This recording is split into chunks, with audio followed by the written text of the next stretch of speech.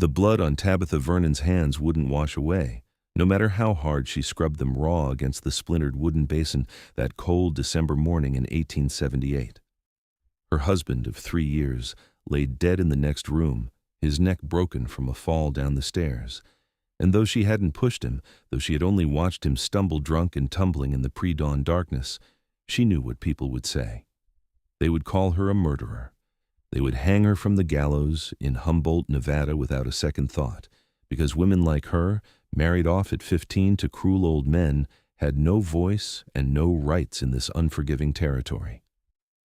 She was 18 now, and for the first time since that horrible wedding day when her father had sold her like livestock to settle his gambling debts, Tabitha felt something close to hope stirring in her chest. Samuel Pritchard had been 62 years old, mean as a rattlesnake and twice as venomous. He had worked her like a mule on his isolated ranch 15 miles outside of town, beaten her when supper wasn't to his liking, and made every night a living nightmare she couldn't escape.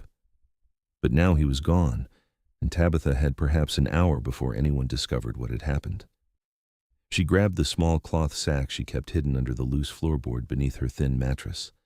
Inside were the few coins she had managed to steal over the years, a total of maybe $8, and the silver locket her mother had given her before dying of fever when Tabitha was 12. It wasn't much, but it was all she had in this world. She couldn't take food because Samuel kept the pantry locked, couldn't take a horse because she didn't know how to saddle one properly, couldn't take anything that might help her survive in the brutal December cold that had settled over northern Nevada like a death shroud. Tabitha pulled on every piece of clothing she owned, layering 2 dresses, a worn coat that had belonged to Samuel's first wife, and a threadbare shawl.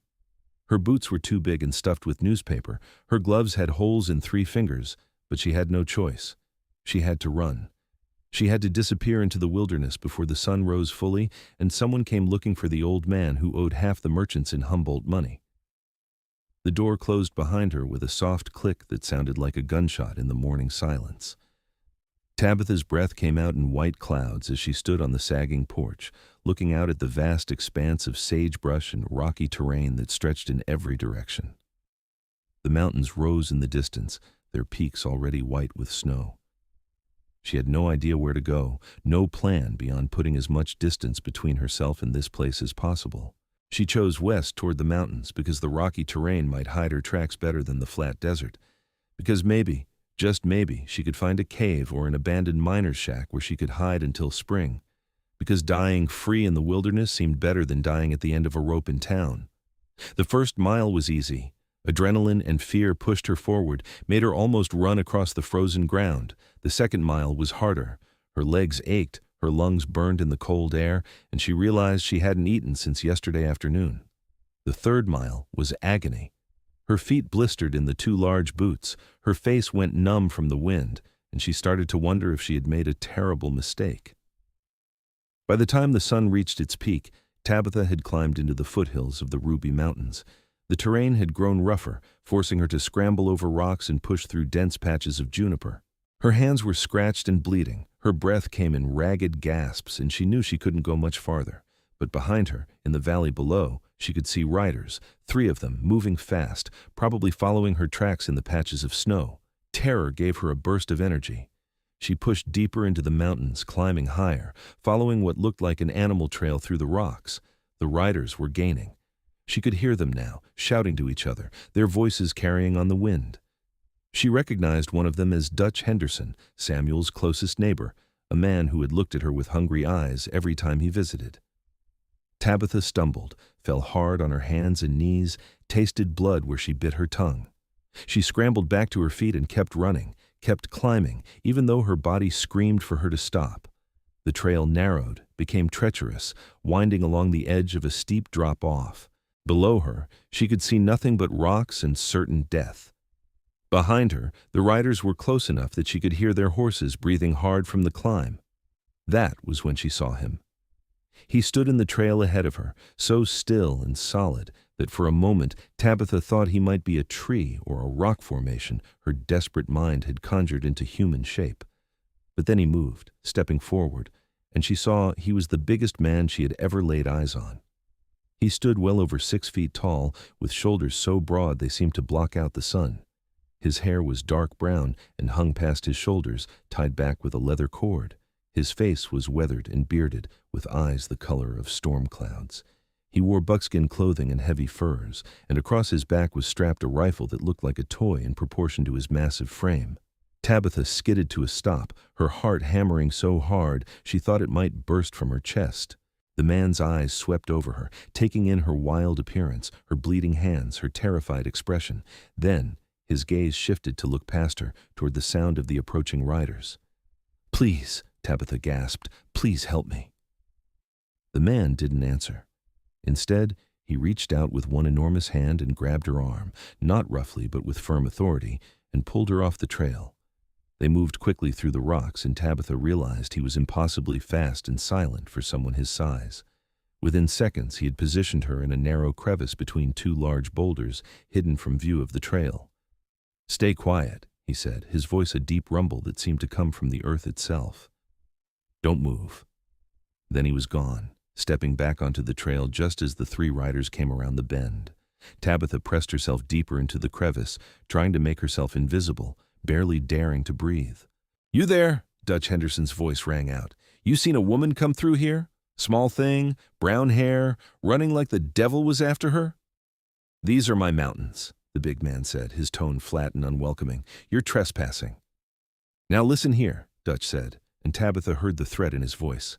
"That woman's a murderer, killed her husband this morning. We're taking her back to face justice. Leave." The single word was spoken quietly, but it carried such weight that Tabitha felt it in her bones.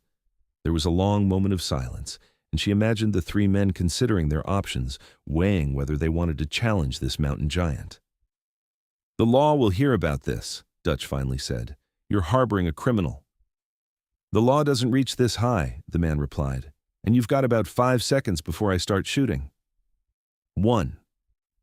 Tabitha heard the sound of a rifle being cocked. 2. The sound of the horses moving, backing up, their hooves scraping on stone. 3. "This isn't over," Dutch called out, but his voice was already farther away. "We'll be back with the sheriff." 4. The sound of the horses retreating quickly, their riders apparently deciding that discretion was the better part of valor. Tabitha remained frozen in her hiding place, not sure if it was safe to move, not sure if she should trust this stranger who had just saved her from certain capture. "You can come out now," the man said, his voice closer than she expected. He appeared at the mouth of her crevice, blocking out the light, looking down at her with those storm-gray eyes. "They're gone." Tabitha tried to stand, but her legs had turned to water. She collapsed forward, and suddenly those massive hands were catching her, holding her up with surprising gentleness. Up close, she could see the details of his face, the strong jaw beneath the beard, the small scar above his left eyebrow, the way his eyes crinkled at the corners as if he spent a lot of time squinting into the sun. "Thank you," she whispered. "Thank you so much. Can you walk?" She nodded, though she wasn't sure it was true. He helped her out of the crevice anyway, keeping one hand on her elbow to steady her. When they were back on the trail, he looked at her more carefully, his expression unreadable. "Did you kill your husband?" Tabitha met his gaze directly, refusing to look away. "No, but I'm not sorry he's dead." Something flickered in those gray eyes, understanding perhaps, or recognition. He nodded once as if she'd just confirmed something he already suspected. "My name is Yates Crawford," he said. "I have a cabin about 2 miles from here. You need food and rest, and those riders will probably be back with reinforcements by tomorrow. We need to move." "I'm Tabitha," she said. "Tabitha Vernon. Can you make it 2 miles, Tabitha Vernon?" She looked at him, this giant of a man who had appeared like something out of a dream just when she needed him most, and felt something shift inside her chest. It wasn't trust exactly, not yet, but it was the possibility of trust, the first real possibility of safety she had felt in 3 years. "Yes," she said, "I can make it." Yates Crawford set a steady pace, neither too fast nor too slow, and Tabitha discovered that she could indeed keep up. He led her off the main trail, onto paths that were barely visible, moving through the landscape with the ease of someone who knew every rock and tree. He didn't speak, and Tabitha was grateful for the silence. She needed time to think, to process what had happened, to understand that she was actually free. The cabin appeared suddenly, tucked into a natural hollow in the mountainside, so well camouflaged that Tabitha almost didn't see it until they were right in front of it. It was larger than she expected, built from logs and stone, with a sturdy door and real glass windows. Smoke rose from a stone chimney, and nearby she could see a lean-to shelter where a massive buckskin horse stood watching them with intelligent eyes. "You have a beautiful horse," Tabitha said, mostly because the silence was starting to make her nervous. "That's Thunder," Yates said, pushing open the cabin door.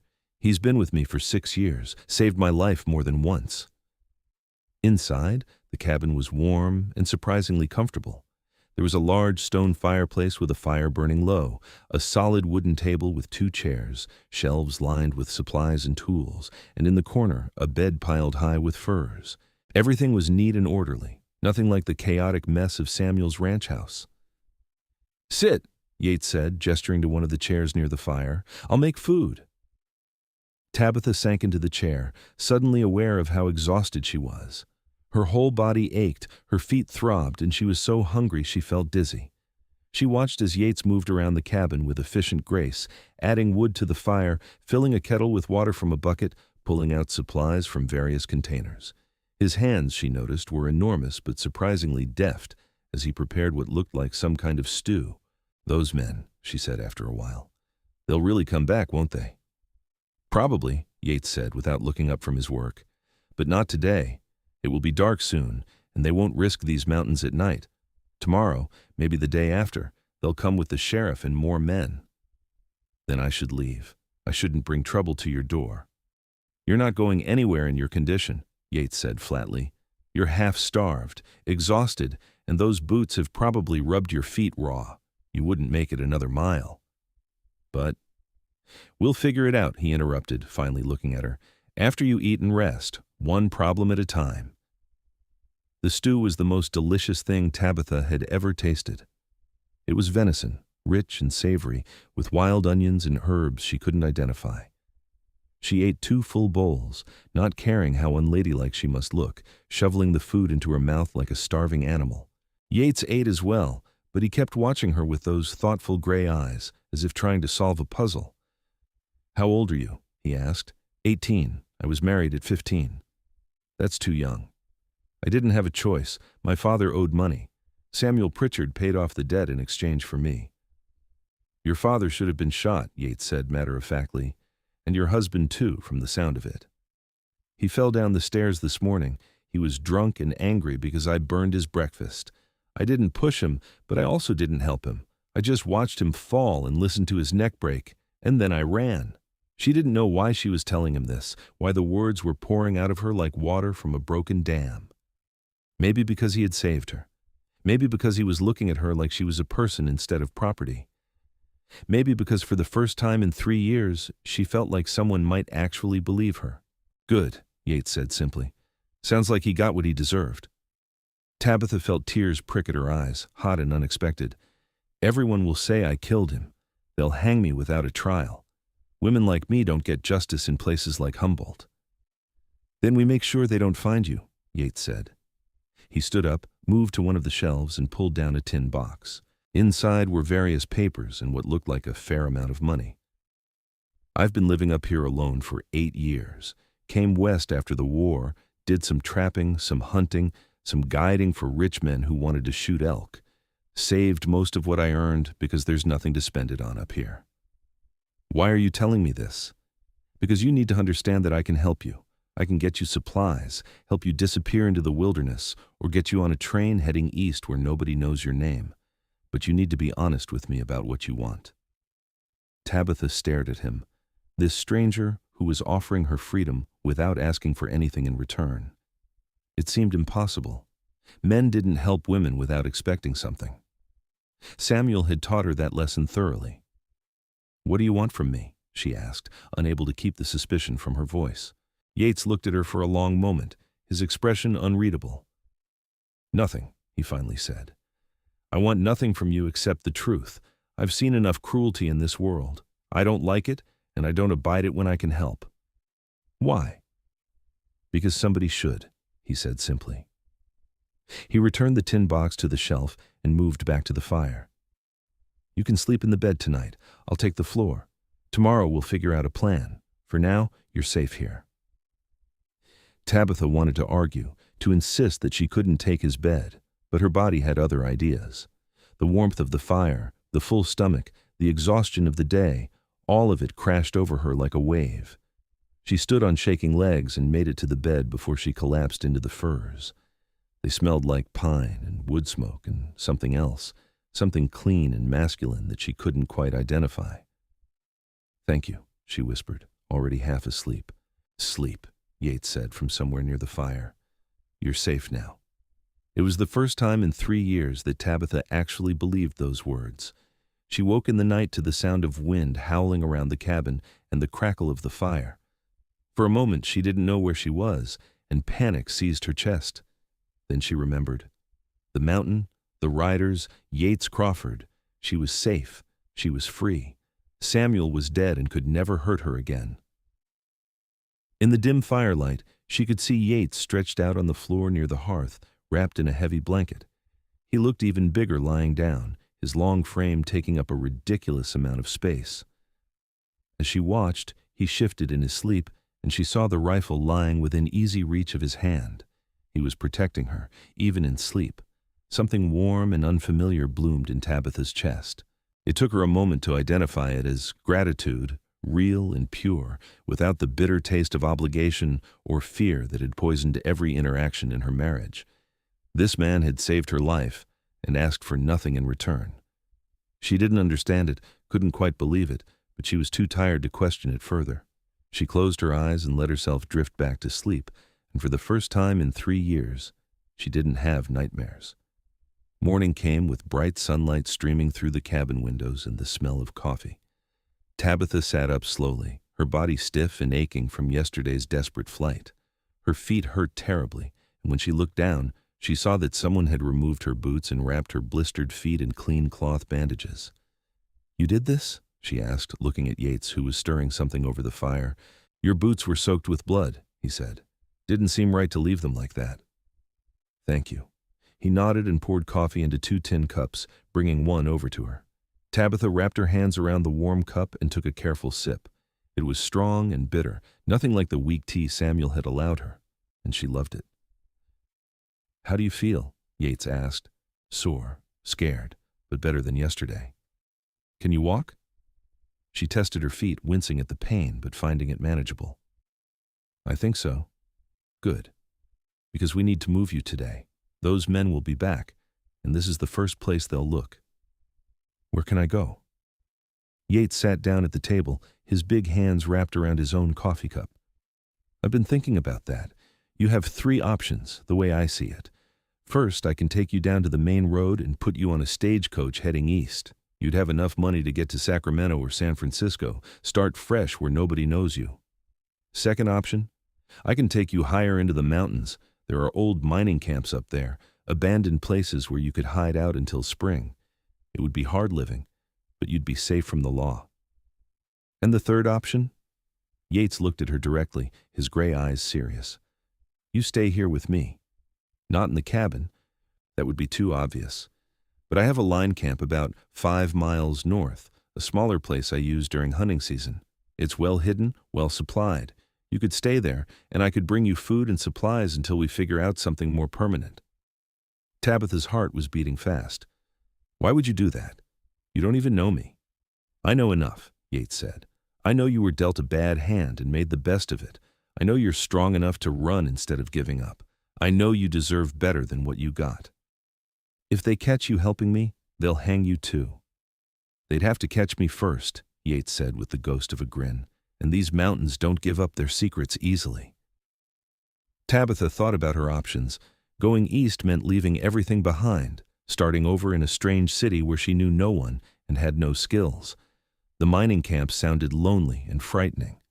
But staying near Yates, accepting his help, meant trusting him completely. It meant putting her life in his hands. She looked at him, really looked at him, trying to see beyond the size and the strength to the man underneath. What she saw was steadiness, quiet competence, a kind of gentleness that seemed at odds with his powerful frame. and something else, something she couldn't quite name but that made her feel safe. "I want to stay," she said quietly. "If you're really willing to help me, I want to stay." Yates nodded as if this was the answer he expected. "Then we leave in an hour. Pack light. We need to move fast and leave no trail." The line camp was everything Yates had promised. It was a small log structure, barely more than a single room, but it was solid and weatherproof. Inside was a narrow bed, a small stove, shelves stocked with canned goods and supplies, and a window that looked out over a pristine mountain valley. The location was perfect, tucked into a stand of pine trees, invisible from any trail. "I come up here every fall during elk season," Yates explained as he showed her around. "Nobody else knows about it. You'll be safe here." "How will you explain your trips up here if people ask?" "I'm a mountain man, Tabitha. People expect me to disappear into the wilderness for weeks at a time. It's what I do." He spent the rest of the day making sure she had everything she needed. He showed her how to work the stove, how to ration the supplies, how to purify water from the nearby stream. He brought extra firewood and stacked it neatly by the door. He checked the roof for leaks and the walls for gaps that might let in the cold. He even left her his spare rifle and taught her the basics of how to load and fire it. "I don't think I could actually shoot someone," Tabitha admitted, holding the heavy weapon awkwardly. "You don't have to shoot them," Yates said patiently. "You just have to look like you're willing to. Sometimes that's enough." As the sun began to set, painting the valley in shades of gold and amber, Yates prepared to leave. Tabitha felt panic rising in her chest at the thought of being alone, even though she knew it was necessary. "I'll be back in 3 days, Yates said, standing in the doorway. "4 at the most. I need to go down to my cabin, make it look lived in, maybe go into town and hear what people are saying. If I don't come back in 4 days, there's a map in the tin box under the bed. It shows the way to a town called Elko, about 40 miles northeast. You take everything you can carry and you run." "What if they catch you?" "They won't," Yates said with confidence. "But if they do, you still run. Don't try to help me. Just save yourself." "Yates, promise me, Tabitha." She looked at him, this man who was risking everything for her, and nodded slowly. "I promise." "Good." He stepped out into the twilight, then turned back. "One more thing. You did nothing wrong. That man's death was his own doing, and you don't owe the world anything except to survive and live free. Remember that." Then he was gone, moving silently into the forest like a shadow, leaving Tabitha alone for the first time since her desperate flight from Samuel's ranch. She closed the door, barred it, and sat down on the bed, suddenly aware of how quiet it was. No one shouting at her, no one hitting her, no one demanding anything from her. Just silence and safety, and the promise of a man she barely knew but was already starting to trust. The 3 days Yates was gone were the longest of Tabitha's life. She spent the time resting, healing, and trying to come to terms with everything that had happened. Her feet slowly recovered from their brutal journey. The scratches on her hands scabbed over and began to heal. She ate regular meals, slept without fear, and slowly began to remember what it felt like to be a person instead of property. She also spent time thinking about Yates Crawford. She couldn't help it. He occupied her thoughts in a way that was both confusing and compelling. She thought about his size and strength, the way he moved with such quiet confidence. She thought about his hands, so large and powerful, but so gentle when he had bandaged her feet. She thought about his eyes, gray as storm clouds, and how they seemed to see right through her defenses to the frightened girl beneath. It wasn't attraction, she told herself. It couldn't be. She had just escaped one man. The last thing she needed was to develop feelings for another. But alone in the line camp, with nothing but her thoughts for company, she had to admit that what she felt for Yates was different from anything she had ever experienced with Samuel. With Samuel, she had felt only fear and revulsion. With Yates, she felt safe, protected, valued. On the afternoon of the 3rd day, she heard the sound of footsteps approaching the camp. Her heart leaped into her throat, and she grabbed the rifle, positioning herself by the window with shaking hands. But then she heard the low whistle, the signal Yates had taught her, and relief flooded through her so strongly she nearly dropped the weapon. She threw open the door and saw him emerging from the trees, carrying a heavy pack on his broad shoulders. He looked tired but unharmed, and when he saw her standing in the doorway, something in his expression softened. "You're all right," he said, and it wasn't a question. "I'm fine," Tabitha replied, stepping aside to let him in. "What did you find out?" Yates set down the pack and stretched his shoulders with a wince. "The sheriff came up to my cabin like I expected. I told him I had seen a woman running through the mountains, but that she headed east toward the main road. He seemed to believe me, or at least he didn't have any reason not to. They've been searching the valley and the roads, not the high country." "What are people saying in town?" "That you murdered your husband in cold blood for his money, though everyone knows he didn't have any money worth killing for. That you're probably dead in the desert somewhere. That you got what you deserved for being an ungrateful wife." His jaw tightened. "A lot of ugly talk from people who didn't know you and didn't care what that old bastard did to you." Tabitha felt something hard and bitter settle in her stomach.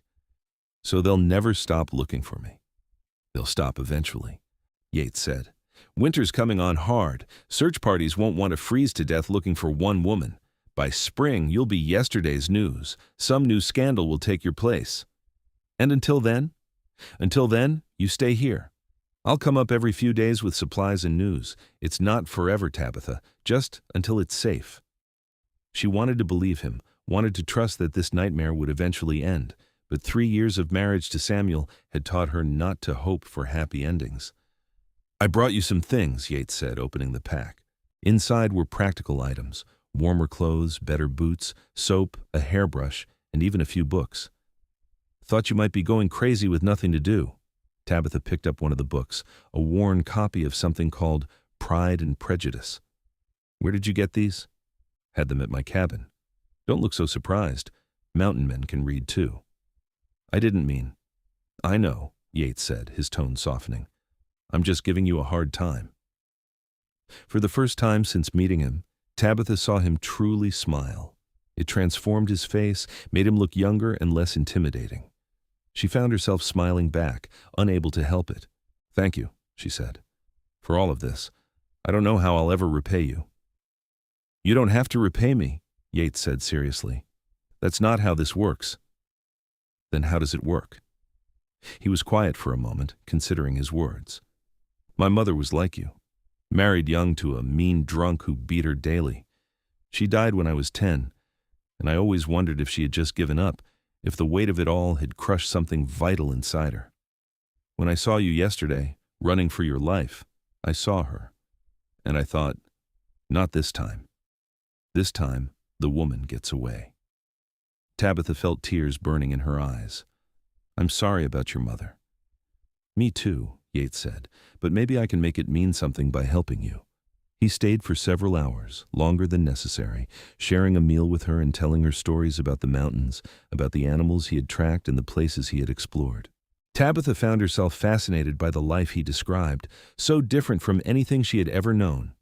He spoke about the wilderness with reverence, about the way the seasons changed in the high country, about the fierce beauty of a land that didn't forgive mistakes. "It sounds lonely," Tabitha said. "It is," Yates admitted, "but it's also free.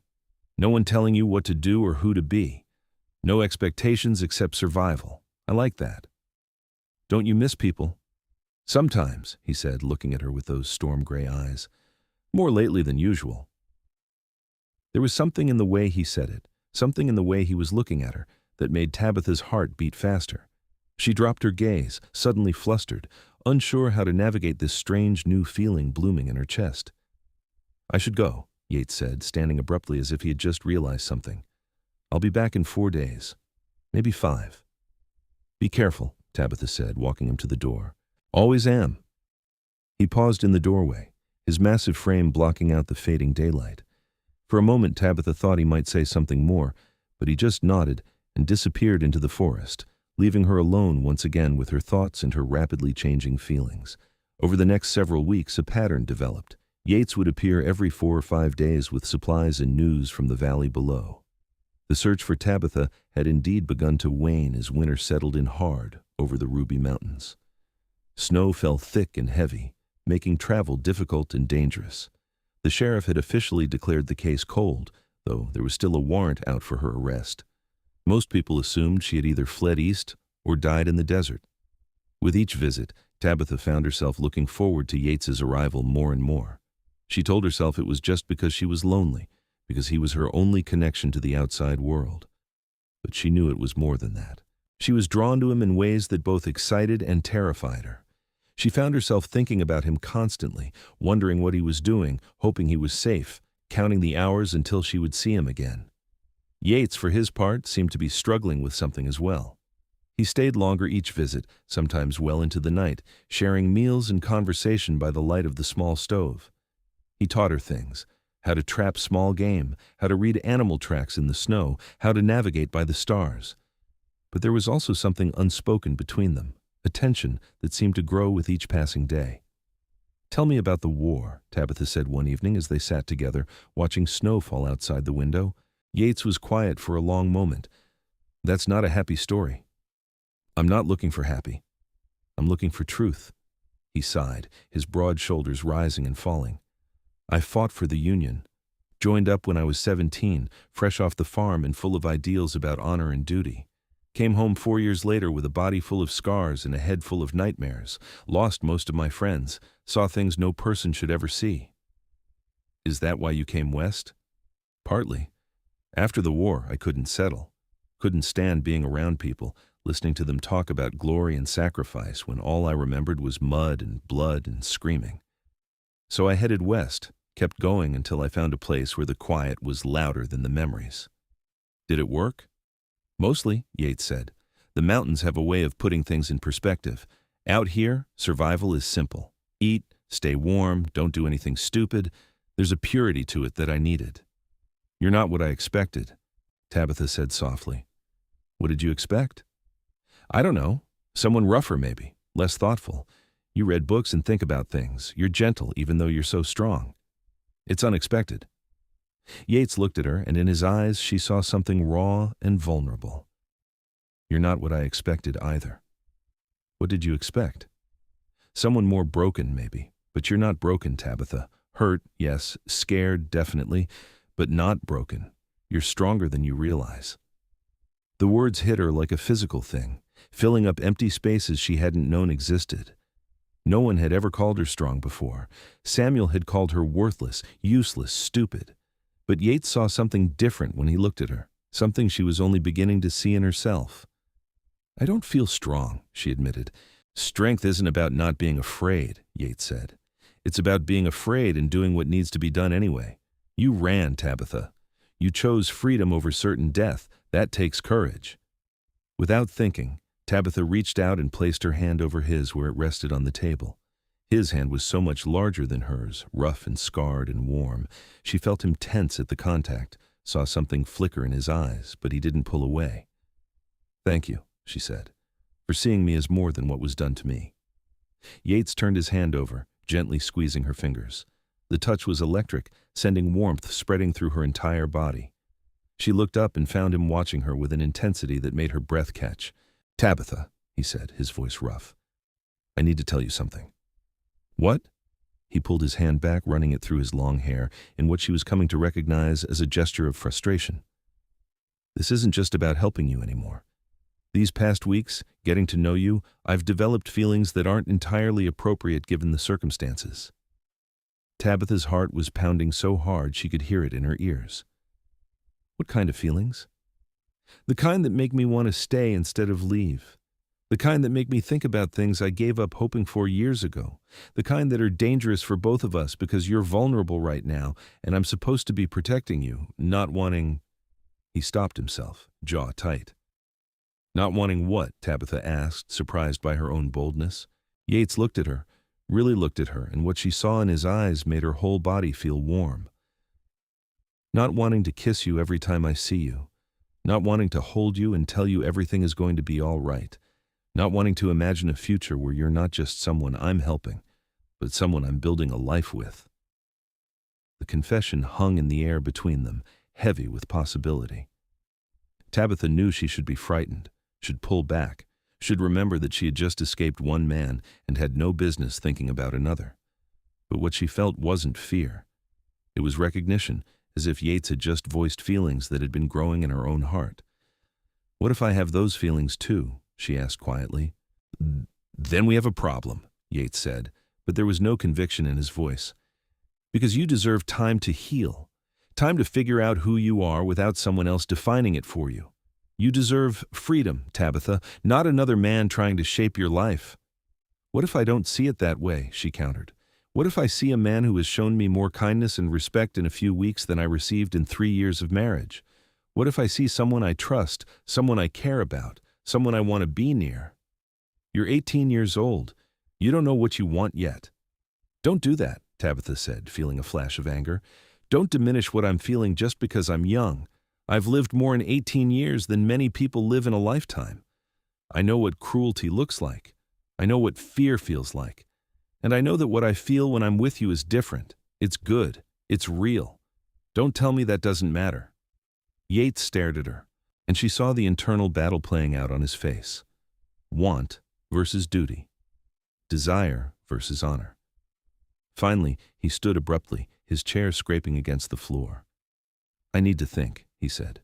This is important, and I won't rush into something that could hurt you. Yates. I'll be back in 4 days, he said, already moving toward the door. We'll talk more then, when I've had time to make sure I'm not taking advantage of your situation. Then he was gone, leaving Tabitha alone with her racing heart and her confused emotions.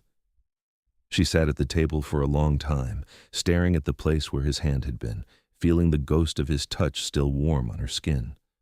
The 4 days until Yates returned were torture. Tabitha couldn't stop thinking about their conversation, about the way he had looked at her, about his admission that he had feelings for her.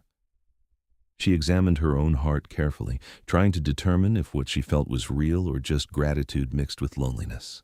But no matter how she analyzed it, the answer was always the same. She cared for Yates Crawford, cared for him in a way that was entirely different from anything she had ever experienced.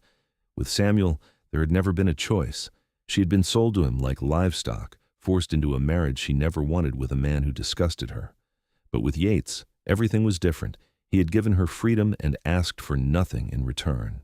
He treated her like an equal, like someone whose thoughts and feelings mattered. He made her feel safe in a way that had nothing to do with his size or strength and everything to do with the gentleness in his eyes. When he finally appeared on the 4th day, Tabitha saw immediately that he had come to a decision. There was something different in the way he carried himself, a kind of resolve that hadn't been there before. I've been thinking, he said without preamble, standing just inside the door as snow swirled behind him, about what you said, about what I said, about all of this. And, Tabitha prompted, her heart in her throat, I'm 26 years old. I've been alone for 8 years by choice, because I couldn't stand the thought of bringing someone into my life who would expect me to be something I'm not. But you're not like that. You don't expect anything except honesty and kindness, and those are things I can give. He took a step closer, his gray eyes locked on hers. If we do this, it has to be your choice. Completely and entirely your choice. I won't pressure you or rush you or make you feel like you owe me anything. If you decide you want me in your life as more than just someone helping you, then I'll be honored. But if you decide you need space, need freedom, need time to figure out who you are on your own, I'll respect that too. Tabitha stood slowly, her legs shaking. What if I already know what I want? Then tell me, Yates said, his voice dropping to that deep rumble that made her feel things she had never felt before. Tell me what you want, Tabitha Vernon. She closed the distance between them, having to look up because he was so much taller than her.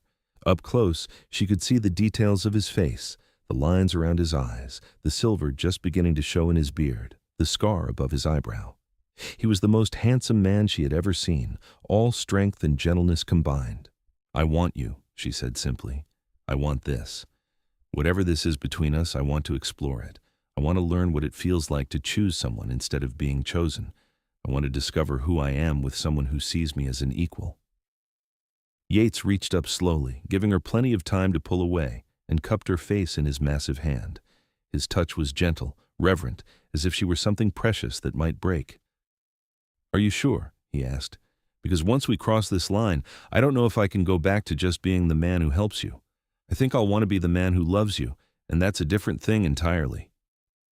I'm sure, Tabitha whispered, and then she did something she had never done before. She kissed a man of her own free will. It wasn't like anything she had experienced with Samuel. Those kisses had been forced, brutal, taking something she didn't want to give. But this was different. This was soft and questioning, an exploration rather than a demand. Yates' lips were gentle against hers, his hand still cupping her face, and she felt something inside her chest unfurl like a flower opening to the sun. When they pulled apart, both breathing hard, Yates rested his forehead against hers. "We'll take this slow," he said. "As slow as you need. I'm not him, Tabitha. I'll never be him. You say stop, we stop. You say no, the answer is no. Your choices matter to me." Tabitha felt tears sliding down her cheeks. But they weren't tears of sadness. They were tears of relief, of joy, of finally understanding that not all men were like Samuel Pritchard, that some men, rare and precious men like Yates Crawford, knew how to be strong without being cruel. "Stay tonight," she said. "Please stay." Yates hesitated for just a moment, then nodded. "I'll stay, but I'm sleeping on the floor." "You don't have to." "I do," he interrupted gently, "because I want to do this right. I want to court you properly, the way you deserve to be courted the first time. I want you to have time to be sure, time to heal, time to choose me with a clear head and a full heart." As winter deepened its hold on the Ruby Mountains, Tabitha and Yates fell into a new rhythm. He still came every few days with supplies, but now he stayed longer, sometimes for days at a time. They talked about everything, their pasts, their dreams, their fears. They played cards by lamplight and read books aloud to each other. They took walks in the snow, and Yates taught her how to identify different trees and animal tracks.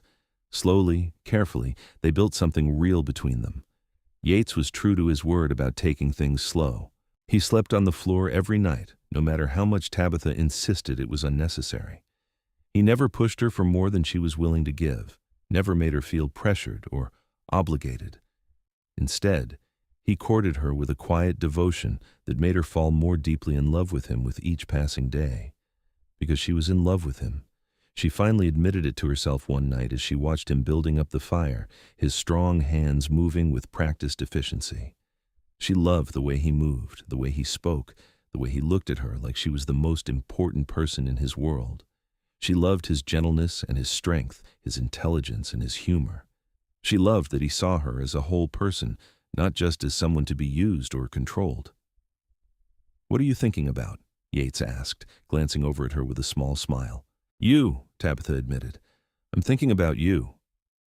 He stood and came to sit beside her on the bed, maintaining a respectful distance but close enough that she could feel the warmth radiating from his large frame.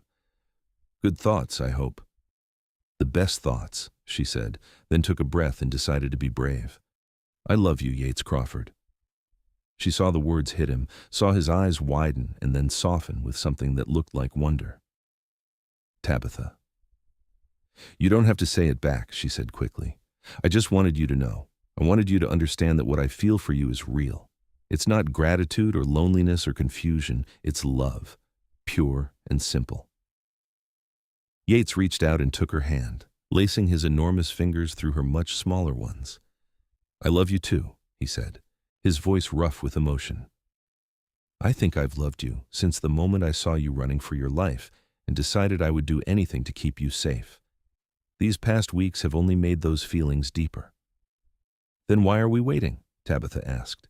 "Why are we holding back when we both feel the same way?" "Because you need time," Yates said. "You need to know that you're choosing this from a place of strength, not desperation. You need to heal from what that bastard did to you." "What if I'm already healed?" Tabitha countered. "What if being with you, feeling safe and valued and loved, is what has healed me? What if I don't need more time because I already know exactly what I want?" Yates looked at her for a long moment, and she saw the battle playing out on his face. Want versus caution. Love versus duty. Finally, he seemed to come to a decision. "Then marry me," he said. "Not now, not tomorrow, but in the spring when the snow melts and we can make our way to a town where nobody knows your face. Marry me properly, with a real ceremony and legal papers. Be my wife, not because you were sold or forced, but because you chose me and I chose you." Tabitha felt her heart swell so large she thought it might burst from her chest. "Yes," she said. "Yes, I'll marry you." Yates pulled her into his arms, and she went willingly, pressing her face against the broad expanse of his chest. She could hear his heart beating steady and strong, could feel the tension draining from his powerful frame as he held her. This was what safety felt like. This was what love felt like. This was what she had been missing her entire life. "I'll build you a house," Yates said, his voice rumbling through his chest. "A real house, bigger than the cabin, in a place so beautiful it will take your breath away. I'll fill it with everything you could want. I'll spend every day for the rest of my life making sure you know how precious you are to me." "I don't need a big house," Tabitha said, pulling back to look at him. "I just need you. Everything else is extra." He kissed her then, deeply and thoroughly, and Tabitha felt the last piece of her broken heart click into place.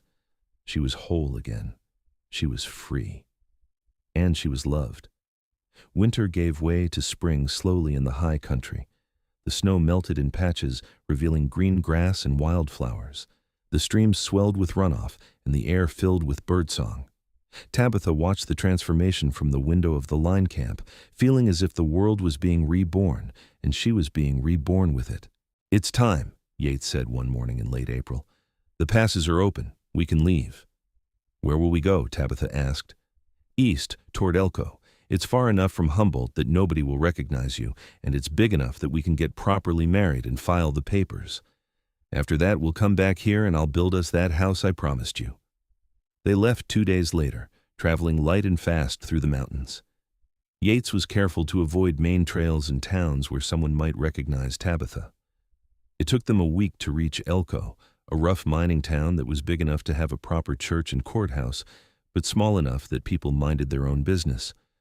The preacher they found was an old man with kind eyes who asked no questions when Yates said they wanted to get married.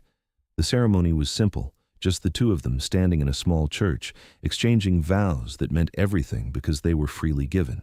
When the preacher pronounced them husband and wife, Yates kissed her with such tenderness that Tabitha felt tears streaming down her face. "You're mine now," he said softly, wiping away her tears with his thumbs. "And I'm yours. Forever." "Forever," Tabitha agreed, feeling the truth of it settle into her bones.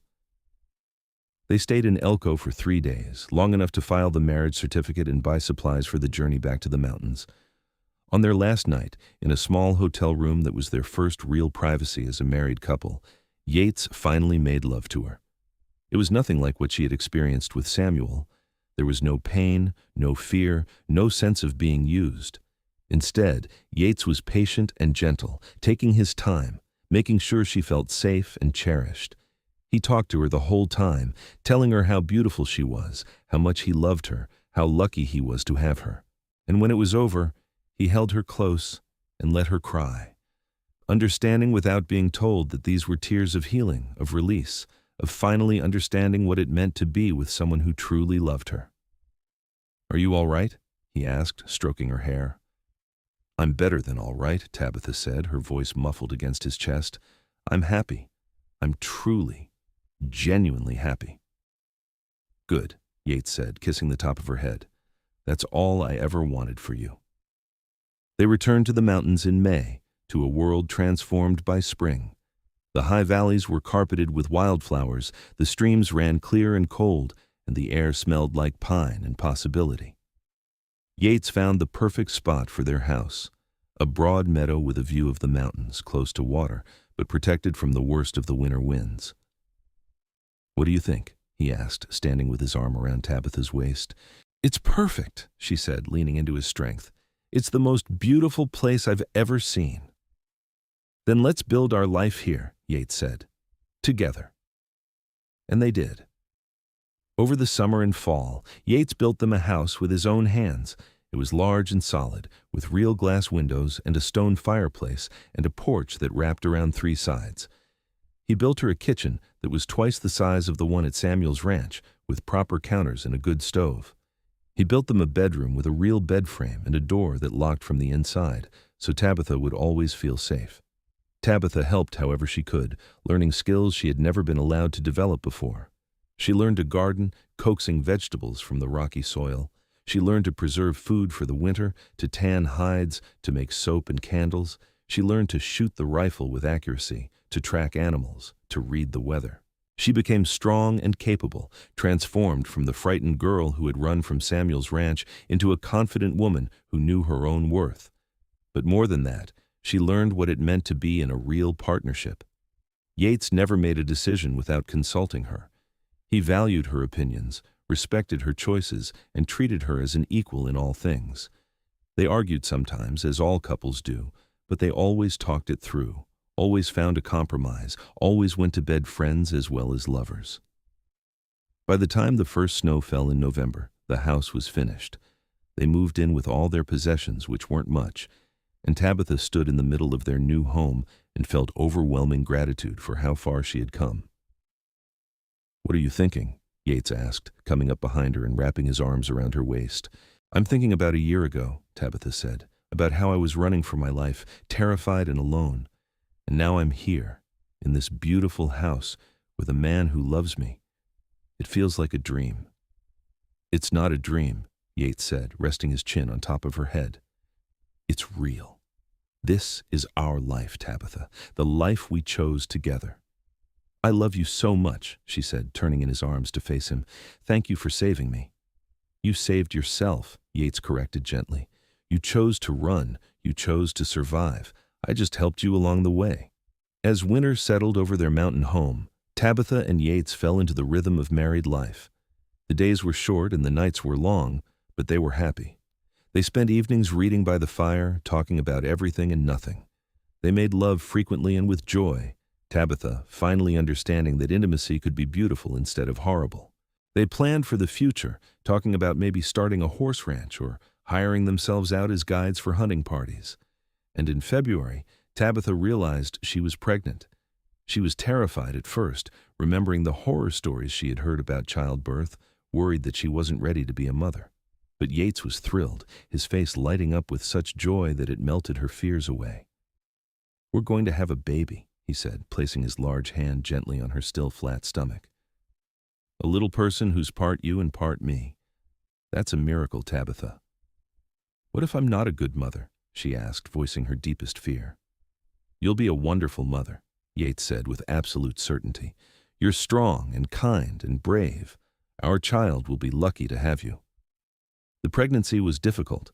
Morning sickness kept her miserable for months, and the isolation of the mountains meant she had no other women to talk to about what was happening to her body. But Yates was patient and attentive, doing more than his share of the work, making sure she rested and ate well. He read everything he could find about childbirth and pregnancy, determined to be prepared for anything. In late September, as the leaves were beginning to turn gold, Tabitha went into labor. It was long and painful and terrifying, but Yates never left her side. He held her hand and talked her through the contractions, remembering everything he had read, staying calm even when she was sure she was going to die. And then, just as the sun was rising over the mountains, their son was born.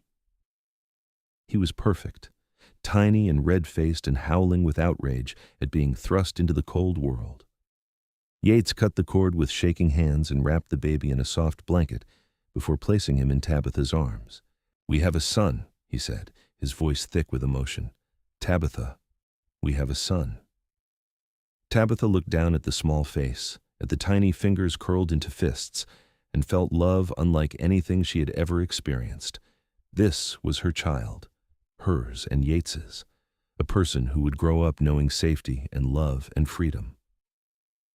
"What should we name him?" she asked. "Thomas," Yates said immediately. "After your mother, Thomas Crawford." "Thomas," Tabitha repeated, testing the name. "I love it." The months that followed were exhausting and wonderful in equal measure. Thomas was a healthy baby but demanding, needing to be fed every few hours, crying when he was uncomfortable or lonely, or just because. Tabitha was overwhelmed at first, but Yates helped with everything. He changed diapers and rocked the baby to sleep and walked the floor with Thomas when he was fussy. He was, in every way, a true partner in parenting. As Thomas grew from a helpless infant into a curious baby who could sit up and then crawl, Tabitha watched Yates with him and fell in love all over again. The big mountain man was so gentle with their son, so patient and playful. He made toys out of wood and sang songs in his deep, rumbling voice. He taught Thomas to clap his hands and make funny faces. He was everything a father should be. When Thomas was a year old, Tabitha discovered she was pregnant again. This time, the news brought only joy. They knew what to expect now, knew they could handle it together. Their daughter was born the following summer, an easier birth than Thomas had been. They named her Grace, and she was the image of Tabitha, with the same brown hair and delicate features. The years passed in a blur of happiness. Thomas grew into a sturdy boy with his father's gray eyes and his mother's determination. Grace was quieter, but just as strong, with a gift for noticing details that others missed. Yates added rooms to the house as their family grew, and Tabitha filled those rooms with love and laughter.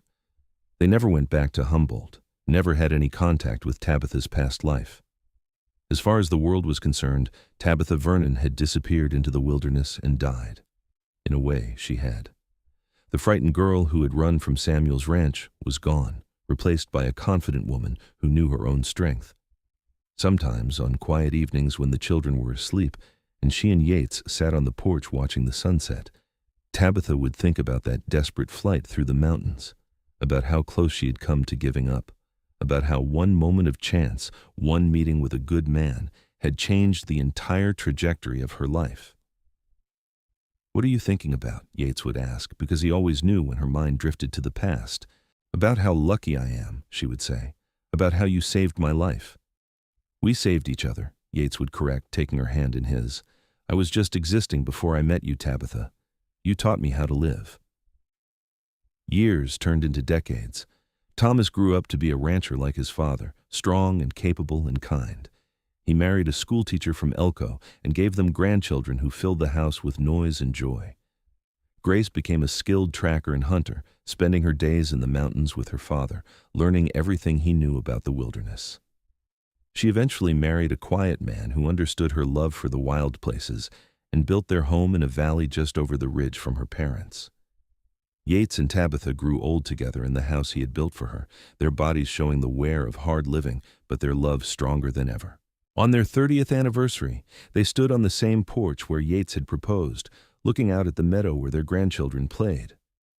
"Any regrets?" Yates asked, his hair now more silver than brown, his body still strong despite his years. "Not a single one," Tabitha said, leaning into the man who had been her savior, her lover, her partner, her best friend. "You gave me everything I never knew I needed." "You did the same for me," Yates said, kissing the top of her head the way he had done 1,000 times before. "You took a lonely mountain man and taught him what it meant to have a family, what it meant to have a home." As the sun set over the Ruby Mountains, painting the sky in shades of gold and amber, Tabitha thought about the girl she had been and the woman she had become.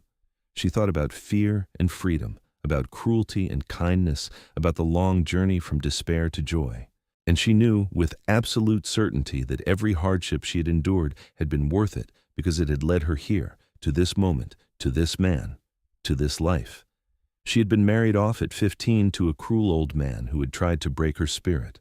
But a mountain man had found her, freed her, and made her his in the only way that mattered, with love, respect, and the freedom to choose. And in choosing him, she had chosen herself.